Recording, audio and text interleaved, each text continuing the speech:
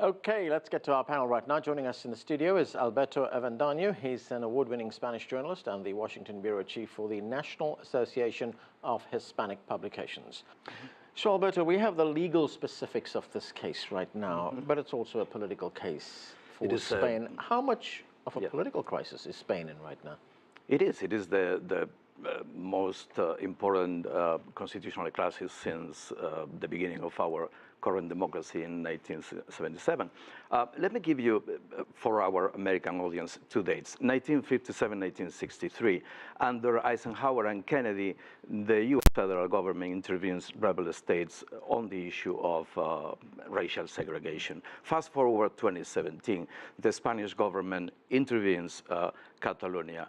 We have a constitutional government implementing a constitution and implementing their democratic structures. So I don't see why this victimization of politicians who ran a referendum under very strange, impossible conditions and get results that can be questioned, and they want to impose on at least 50%, 60% of their population this utopia of an independence. I think the Catalan society is fractured, and I think there are responsibilities in Spain, obviously, in the current government, in some handling of the situation, but saying that the government is being undemocratic or repressive, I think that's beyond the point. The Article 155 is in other constitutions throughout Europe, is part of the constitution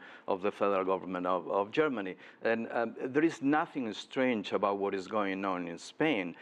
What is a little disturbing is how we are trying to promote and create this propaganda out of Catalonia, like Spain is oppressing me. Spain is as I said before, a young democracy, and is actually an example in many issues.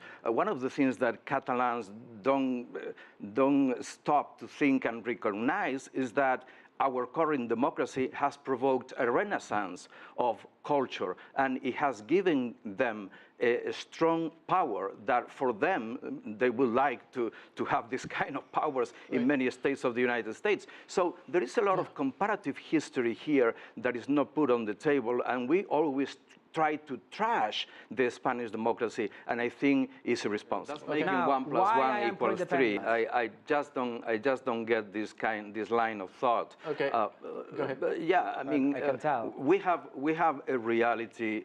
We have a long democracy, longer than our dictatorship. The Catalans have accomplished what they have accomplished. They have the powers that they have, and they know it. And they have their own issues. And I think that creating this havoc with more than 50% of their own population is close to immoral. And we are not talking here about a metropolis and colonized nations. Right. I mean, this is completely absurd. I have so many questions on this issue. For example, who is paying for Puigdemont and his people in this trip to the heart of political heart of Europe? Who has paid for all this propaganda out of Barcelona into the world?